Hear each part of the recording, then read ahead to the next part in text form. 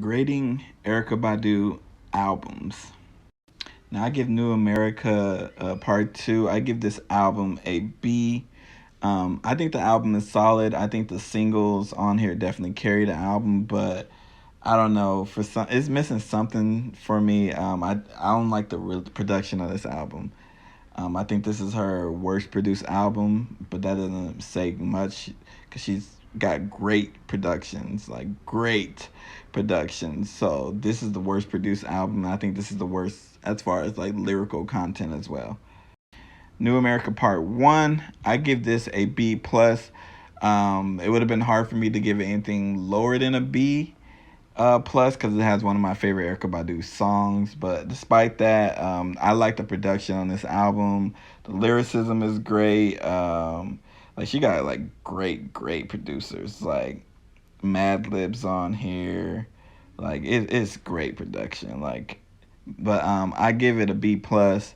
I like the vibe of this album. I think this is probably her most slept on album. It doesn't get talked about as much as her other ones, but it's solid. Now, Worldwide Underground, I give this album a A. This one has hit songs like Love of My Life is on here, Back in the Days on here. Like, it has some hits on here. It got some great production, like always. It got Angie Stone on here. You can't give an album with Angie Stone anything lower than an A, but I think the album is an amazing album. This was actually the first album of Erykah Badu's that I heard on my own personally, like first, because Bandoism and Mama's Gun, I heard those growing up in black household. But Worldwide Underground was one that I went and searched on my own, and it is fire. Now, Mama's Gun is an A plus.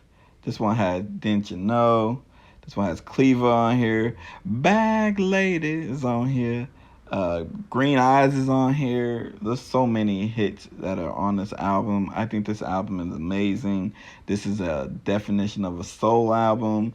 This is when people talking about they don't make music like that no more. They talking about this album right here, and also they talking about the number one album on here.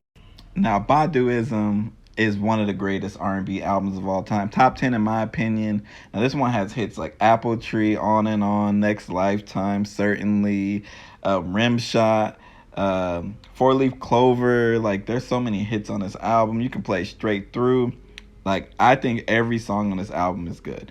And that's hard to say about an album. This is the A plus. It defined a whole genre. When people think of neo soul, they think of Baduism, and that's how great this goddamn album is.